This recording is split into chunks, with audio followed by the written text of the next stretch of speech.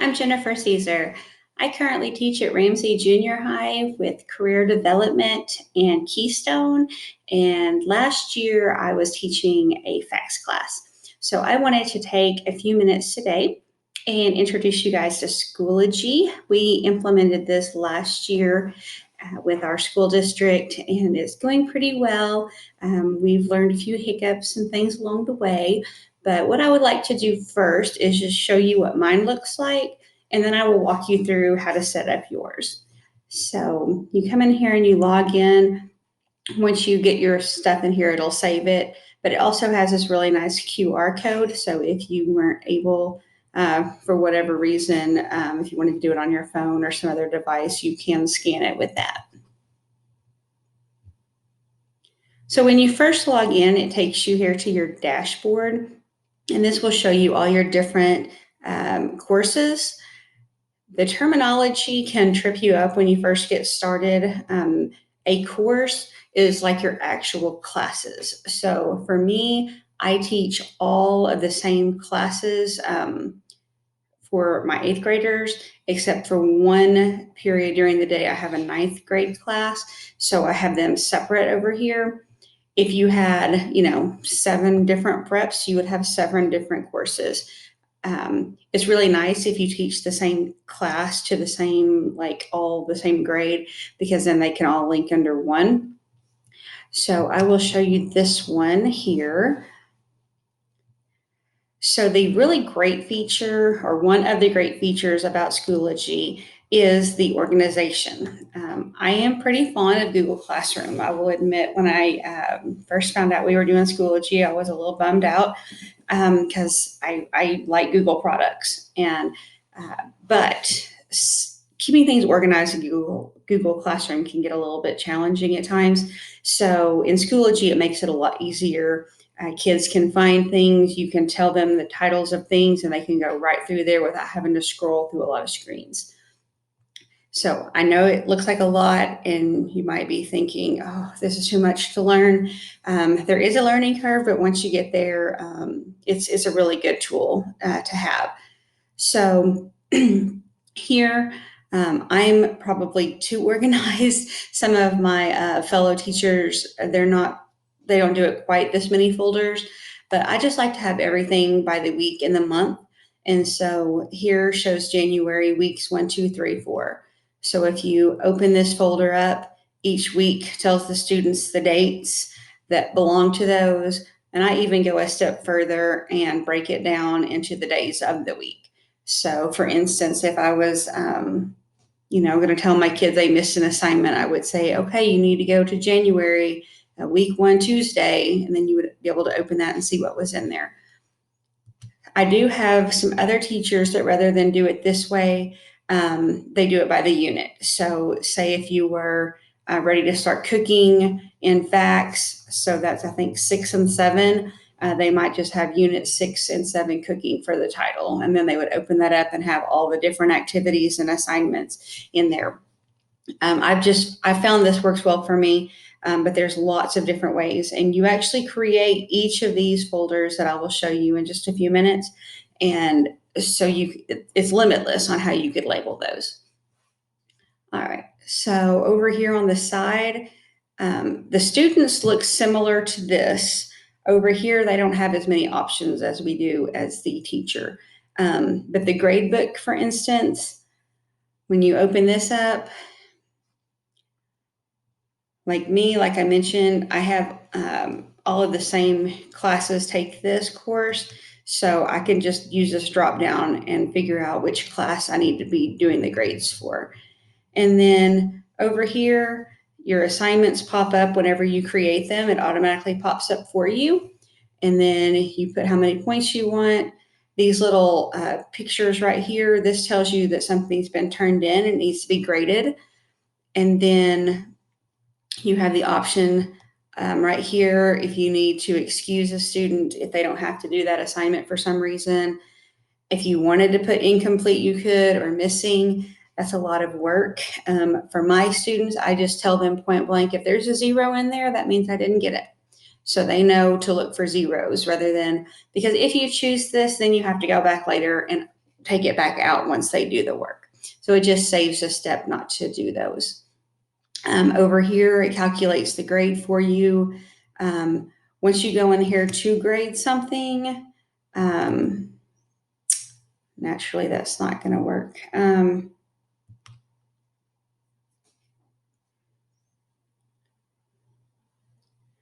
You open it up, here's their assignment. And then up here, if I had not had already graded this, it would be a line right here waiting for the grade. You would look through it, type in the grade, and you're done. The nice thing about that also is over here, it shows all of the students who have done the work, and you can slide through here and figure out if there's one missing a grade. And then for those students that don't like to hit submit or they forget to hit submit, you can come over to the in progress and see where they're at. So like this student hasn't even started it yet. This student hasn't either. This student shows that they were excused. They didn't have to do it. And then this student has a grade, even though it's still in progress. So I just shockingly happen to remember that this student did the work. They just forgot to hit submit. We cannot hit submit for them. So if you want to take the time to check all of your in progress, you can. And especially if they just insist that they did the work, you just come over here and check the in progress. And then typically I would go back to school and say, you're right, you did do it, but you didn't hit submit. So then they go in and hit submit and it becomes here, and then it's easier for you to grade. It just depends on how much work you want to do for yourself versus how much you want to make the student be responsible for. All right, so over here, courses, like I said, are classes. Groups, those are like groups of people that you want to share things with. So here, I have a Keystone. We have several different Keystone teachers, and we are all connected here. Our Ramsey Career Technical Education, all of those classes. Here, me and Mrs. Fry, we teach the same class. So we just have this for just the two of us so we can share resources easier in here. And then just lots of other groups that you may have been invited to be into. Resources are similar to groups, except it's just a place for you to keep up with different things that you want to maybe use next year or you don't want to lose or anything like that. And you can check your groups, public or personal here. So over here, my courses. This shows all of your different courses, as well as here where it says join a course. If you found out that another teacher in your district was teaching the same class as you, you could ask them for their course code and they could give it to you. You would hit join the course and you would type in that access code. And then you would either be a student in that class or they could give you teacher privileges. And then that way you could kind of see how they're set up. You might want to borrow something from them or just follow along with one another. I know that not every school is the same, but at Ramsey, if we had a new student come, it typically takes like 2 to 3 days for them to get set up in Schoology. So what we were doing is we would just give them the join code and let them get started. Well, something happens from doing that versus when the school automatically puts them in the system. So then they were losing the work. So we don't allow our students, or the teachers don't give like new students the join the course code because the work doesn't mesh well. So when the school, if your school uses this, they will put the students in your class for you, so you don't have to do that. So here is where you would create your course. So I'm just going to say a facts or a fake food and nutrition class. And then section, we don't use those at Ramsey. Everything is section 1. Subject area. And again, each school will be able to set these different categories. So for a facts class, we would just choose other. And then your level, that's your grade level. If you teach like 7, 8, and 9 at Ramsey, we just choose one. And then your grading period will have your options, like whether you want to, if it's a semester class, you might pick this January 4th through May 28th. And we'll just use that for an example. They do have year-long classes. They have 9 weeks classes. It can really be set up lots of different ways.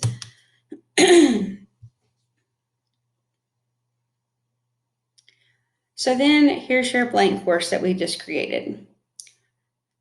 So materials. This is where you start setting up however much or however little you want your kids to see.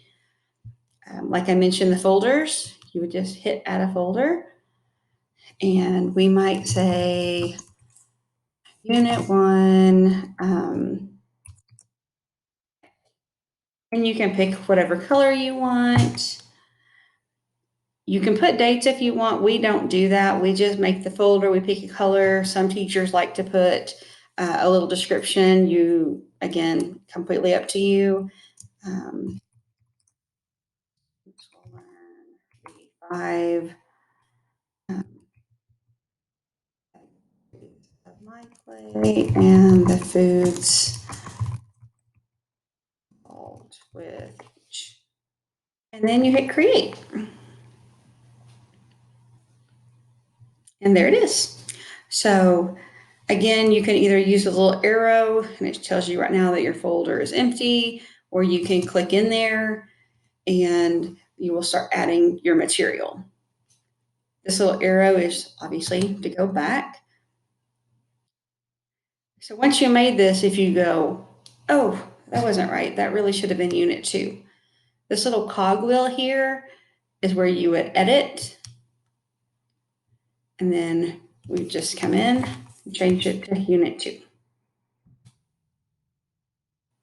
Simple, easy peasy. Now, right now it's already published. If your student had this code, it would already be showing up on their computers, this Unit 2 folder. If you want to go ahead and get everything ready for like the first 9 weeks or the first semester or however far, you might not want them to see all that because, as we know, sometimes too much information can get stressful. So if we didn't want them to see that folder yet, we would just unpublish it. And it's going to ask you if you want to unpublish. You're just going to click it again. And then it just kind of grays out where you can still see it, but the kids won't be able to see it. And then when you're ready for them to see it, you just come back and hit publish. It's going to ask you again. And now it turns back to the color, and that means that everyone that's in your course can see that. Now, this is really nice here, the individually assign. If you have any students with a 504 plan, IEP, anything like that, you might have some English language learners, anybody that might need some modifications. You might make 2 of these folders, and then one of them you individually assign. Because this is a new one, we don't have any students in there yet. But if we did, you could just go through and click on the names of the students that you wanted to see that, and then only those students would see this folder. Now, the nice thing about that, obviously, is those students aren't, singled out in any way. They don't realize they're doing something different because it's got the same name as everyone else around them.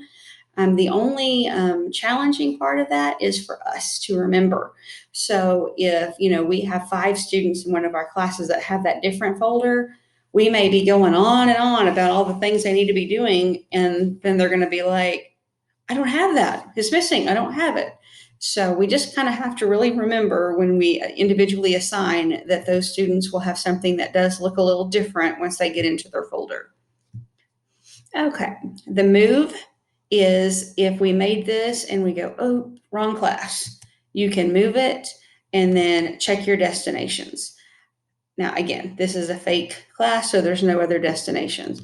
But if I were using mine, there's, I have 6 or 7 different courses that I could choose from. And it's just as simple as choosing it and hit move, and then it's just gone from here and into the place you moved it to.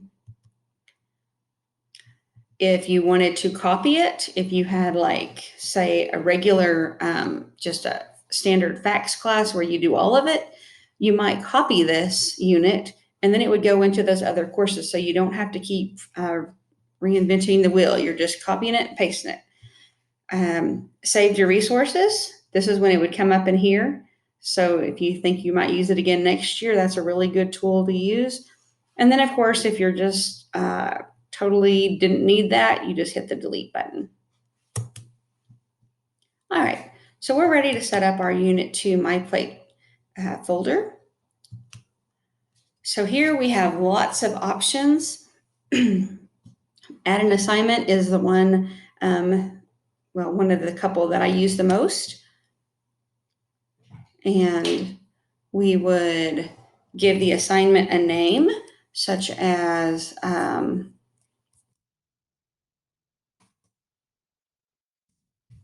students personally liked this one. I bought those really cheap paper plates, the round ones that would never hold very much food, and they designed their own My Plate. I have a picture of it up on my smartboard so they can see the categories, and then I'll tell them that they have to draw some pictures and write words of foods that belong in each category. So the description, you can get however detailed you want here. I typically go with less is better because let's face it, sometimes students get in a hurry. They don't want to read a whole lot. They are ready to get to work. So I might just put draw the 5 food categories on the plate provided by the teacher. Let's draw 2 pictures in each category. Category must be labeled shown on the whiteboard and must use color. Then, if you have it already, like an example or something shown, you could attach your Google Drive assignment here. You could put a link to it, anything like that. This particular assignment is a hands-on paper plate activity, so there's not going to be something that they can turn in on the computer. So what I could do is just say that's going to be worth 25 points and not attach anything. And then the categories, I don't have one put in here yet. Guess I forgot to do that. I'll show you that in just a second. But you should have some categories set up. I typically have assignments, quiz/test, projects, and bell ringers. Those are my typical 4. So I would just, come in here and choose assignments because it's going to make you choose a category. Anything that has this little asterisk, they will not let you get away with it. Here's the grading period. Here, depending on how your school does grades, whether it's letters, numbers, we do numbers. And then this is also a nice feature. If you don't want to do an entire folder for your students that need modifications, you can also individually assign it here. And then you would hit create. Category field is required. So I don't know what we're going to do now since I didn't already create those categories. What a bummer. Okay. So we're just going to have to come in here and okay, so we come over here on the side to grade setup. I apologize, I should have done this earlier. I forgot about it. So we do our add, and this is where I'm going to do my assignment, calculated by total points, and just hit create. And then I'm going to go ahead and throw in there quiz and test points. Bell ringers. All right. Save my changes.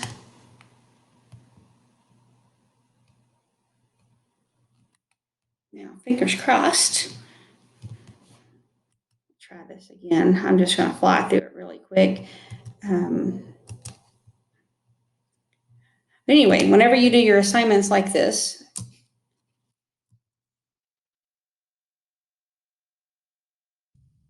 leave that. Then category, there's those categories we just created. So assignment, and then scroll down here and hit create. And there it is. So anytime you make an assignment, it has this little pencil right here. The students will click on it. And again, ours looks just a little bit different than theirs, but they would see all these instructions here, and then they would, be able to turn it in. If you had an attachment, it would have a link right there, and then they would click that and hit submit when they were done. All right, so besides assignments, you can do test and quiz, assessments, kind of the same thing. Add your file, link, and external tools. If you are like me and are super fond of doing videos, you can just put the link in here and then type in the name. I will tell you, at Ramsey, we're big on using Arkansas Sandbox to download our videos because I love me some YouTube videos, but some of the little side stuff and commercials are not always as appropriate as I would like for them to be. So I have a ton. I use videos a lot, just especially little short snippets to introduce things.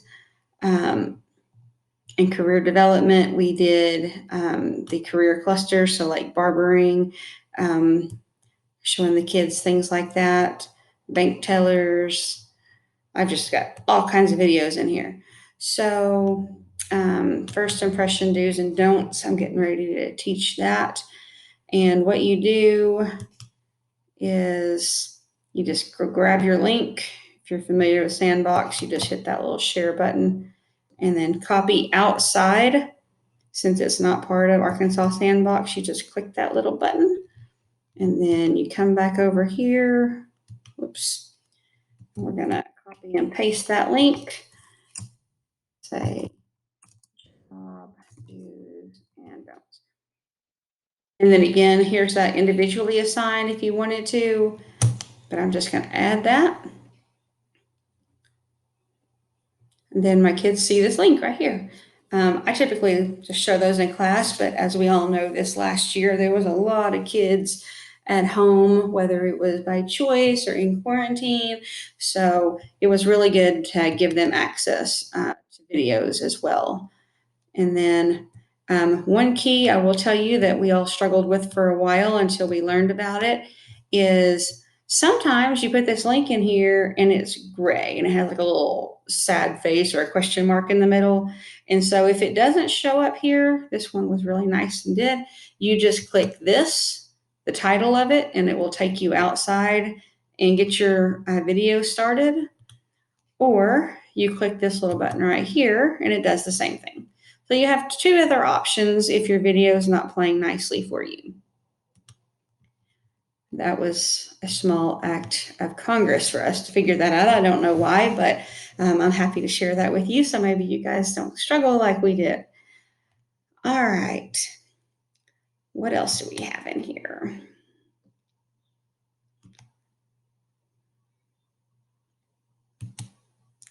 All right. We'll just go in order. Add a discussion. I really like this as well. You could do this for bell ringers if you don't want to, if that's not something you do every day. This would be a fun way to do that. You could just say Spring Palooza list your 10 favorite things about spring. And then if you wanted to grade it, you would click this and say how much it's worth. You wouldn't have to if you just wanted it to be, something they were working on. And then it's going to show up on here with a little speech bubble, and the students would open it, and then they would start typing here. Flowers, grass, whatever it is that they wanted to put. And then they would post it. And there it shows up. Easy peasy. And then you could just see all of your kids there. And of course, with middle schoolers, or I teach middle school, junior high, high school, you can make settings to go on in there with your, I can't remember if it's in here or not. I think it's somewhere else. But to kind of, maybe you might make it to where they have to post before they can see everyone else's. So, they don't read their friends and then copy and paste and say that it's their own. It might be where you want to check them first. There's lots of options that you can do those with. I'm not going to go that detailed today because it's kind of a crash course and don't want to completely overwhelm you guys. But there are things like that. If you know that you have that one student who is a comedian and might want to put something funny that maybe doesn't go along with the lesson, you might, just put that individually assigned for them so theirs doesn't show up with everybody else's. We have to use our teacher magic when we can. All right, so after that, we have the option to do add a page. I really do like this one as well, especially for those students that are at home. So on this is truly just like if you were to give a handout. It's just information for the students. You can put links in there to other things. I really like to use this for like my week overview and be like Monday. If I could type my play intro. Tuesday, we're gonna make a paper plate. Wednesday is food group bingo, and so on and so forth. And then if I wanted to, I could use my link here to a video of a funny song or a funny TikTok that someone made about food groups. Here you can actually record. So I don't know if it will let me since I'm recording on this as well. But you could do audio and video. I unfortunately was exposed by a student right before Thanksgiving, and so I was home for 2 school weeks, and I always thought I was going to love that, like free paid time off. Not so much. It was really hard being away from my kids, and even harder trying to teach from home when they were there, and some of them were at home. It was just a hot mess. But this feature, I really did like it. It was very helpful. I could record me talking to them, going over whatever it was we were doing that week, and you don't have to go in through another program and link it. It's all just right here. It's pretty fabulous. All right, throw in some files if they're not Google. You can do it that way. But again, there's just a lot of things that come along with Schoology that are just, don't be afraid to get in here and try things. Just click on things, see if you like it, see if you don't. And then if your school subscribes to certain things, they can add these in here. For instance, we do Edpuzzle, Nearpods, Quizlets. Believe it or not, some of my 8th and 9th graders really like Brain Pop still. I thought it was going to be like childish and everything for them, and they were so excited. So I try to throw those in every once in a while. But anything that your school has paid for subscriptions, most of them work with Schoology, so you can have them drop those in there. I'm going to tell you the one headache feature, and we have yet to figure it out. And, we've been doing this since August. So maybe over the summer, they're going to get this revised, hopefully. But if we put in this assignment here, and I shouldn't have clicked it. Sorry. If when we made this assignment, we put in a Google Drive assignment, I'm just going to grab something. what happens is it will create a copy for each one of your students, which is good. That's what you want. That way, when they work on it, they'll turn it in, it'll have their name attached to it. You don't have to make 25 or 30 copies or however many kids you have. So we're going to save that change. Now, if I wanted to copy this, and let's just say, we've got 3 other classes that are similar, and we hit copy to course, this assignment would copy, and you'll see it in your course. But when you open it, the Google attachments don't come with it. Don't know why, but like right here it is. When it copied over to the other course, it would just show up as the paper plate assignment, but this would be missing. So you have to remember, anytime you copy something to another class, you still have to go back in and put those attachments in there. If you're watching this and you're like, I know how to fix that, please, please, please send me an email. That would be wonderful to know, because I've had lots of people working on this, trying to figure it out, and so far, no good. So anyway, again, this was fast and furious, very rough crash course of Schoology. There are loads of pros compared to the few cons that I have found. I do enjoy it. It does work with Google Classroom, as you saw. You can put your Google Slides and Docs and things of that nature in there. It's just different, and there's that learning curve. So feel free, if you are starting this, that maybe this summer, or you just got started at the end of school and you have questions. I am a phone call, text message, email away, and I will do my best to help you out. We're far from professionals yet, but we've got a year under our belt at any rate, so we might know something, or maybe have a resource to find it for you. So again, I'm Jennifer Caesar. It has been great walking through this with you, and hope you enjoy the rest of the conference.